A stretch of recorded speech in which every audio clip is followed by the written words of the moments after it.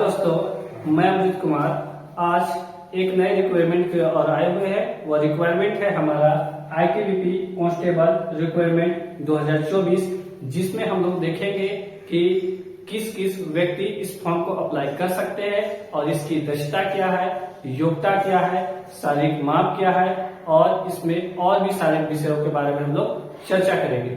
चलिए एक एक करके चर्चा करते हैं और देखते हैं इस फॉर्म को कब से शुरुआत की जा रही है। चलिए, इसमें कुल पद जो होंगे रिक्वायरमेंट के द्वारा आईटीबीपी पे 819 पदों पर भर्ती आई हुई है, जिसमें पुरुषों की संख्या देखा जाए तो 697 है, जबकि महिलाओं में देखा जाए तो यह पद को अप्लाई करने के लिए 122 पदों पर आप अप्लाई कर सकते हैं। साथ ही हम लोग देखेंगे यह जो आवेदन है रिक्वायरमेंट के अनुसार से कब से आप इसकी शुरुआत कर सकते हैं, तो 2 सितंबर से लेके आप 1 अक्टूबर 2024 तक इसको अप्लाई कर सकते हैं। साथ ही इसकी आयु सीमा क्या होनी चाहिए, तो आयु सीमा देखेंगे हम लोग तो आयु सीमा है 18 से लेके 25 वर्ष तक, जिसमें जनरल को छोड़कर ओबीसी और ईडब्ल्यूएस के लिए विशेष रूप से 3 वर्षों की छूट दी गई है, जबकि यहाँ पर देखा जाए तो एसटी एससी के लिए देखा जाए तो 5 वर्षों के लिए छूट दी गई है। लेकिन साथ ही आप याद रखिएगा कि हमारा ओबीसी और ईडब्ल्यूएस में जब 3 वर्षों की छूट दी जाती है तो 18 से लेके 28 वर्ष तक आप इस फॉर्म को अप्लाई कर सकते हैं। लेकिन अगर देखा जाए तो एसटी एससी को, तो एसटी एससी का 5 साल का छूट है, अर्थात 18 से लेके 30 वर्ष तक वो अप्लाई कर सकते हैं। अब हम लोग देखेंगे कि जो हमारी रिक्वायरमेंट आई हुई है वो रिक्वायरमेंट किस पदों पे आई हुई है। तो हम स्टार्टिंग में ही आ चुके थे कि रिक्वायरमेंट जो है आईटीबीपी में किचन सर्विस पे आई हुई है, जिसमें अनेक सारे पदों पे यह सर्विस आई हुई है, जैसे में कुक हुआ, वाटर कैरियर हुआ, आपका वेटर हुआ, जिस पदों पे आपकी आवेदन आप कर सकते हैं। साथ ही आप याद रखिएगा कि इस आवेदन को करने के लिए हमारे लिए योग्यता क्या होनी चाहिए, जिस आधार पे हम इसको फॉर्म को अप्लाई कर सकते हैं। तो एक न्यूनतम है कि आपको 10th पास होना अनिवार्य है, तब जाके इस फॉर्म को आप क्या कर सकते हैं, अप्लाई कर सकते हैं। साथ ही 10th पास होने के साथ साथ एलएसक्यूएफ का लेवल 1 की आपका सर्टिफिकेट होना जरूरी है। यह लेवल 1 सर्टिफिकेट में आप कुछ इस के तौर से एक सर्टिफिकेट प्राप्त होती है, साफ तौर से आपको हिंदी में समझा दे तो इसका मतलब होता है राष्ट्रीय कौशल योग्यता, जिसमें आपको एक कोर्स की जाती है जिसके माध्यम से सर्टिफिकेट मिलते हैं। आप अपने नजदीकी क्षेत्र पे जाकर इसका तैयारी कर सकते हैं।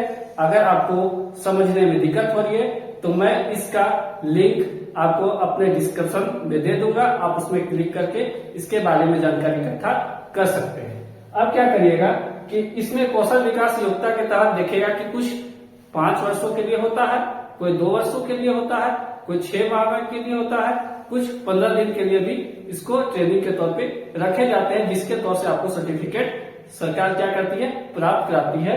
तो हम लोग क्या है 10th प्लस और एनएसक्यूएफ की योग्यता होना अनिवार्य है, जो लेवल 1 होना है।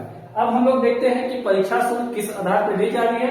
तो याद रखिएगा आप लोग दोस्तों कि जनरल हो, ओबीसी हो या आपका ईडब्ल्यूएस हो, जिसमें पुरुषों के लिए 100 रुपया आपको रखा गया है, जिसमें आप इसको फॉर्म को जब फिलअप करने जाइएगा तो परीक्षा शुल्क के आधार पे आपको 100 रुपया लिया जाएगा।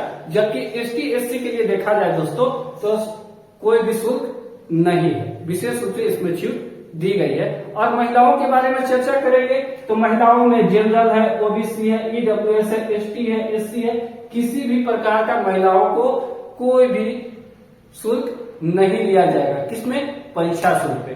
अब हम लोग आते हैं इस पे शारीरिक दक्षता पे, मतलब आपकी शारीरिक माप क्या होनी चाहिए, तब जाके आप फॉर्म को अप्लाई कर सकते हैं। तो देखेंगे हम लोग शारीरिक माप के बारे में, तो पुरुष में जनरल हो, ओबीसी हो, ईडब्ल्यूएस हो, उसकी शारीरिक माप अर्थात देखा जाए तो हाइट कम से कम आपका होना चाहिए 170 सेंटीमीटर।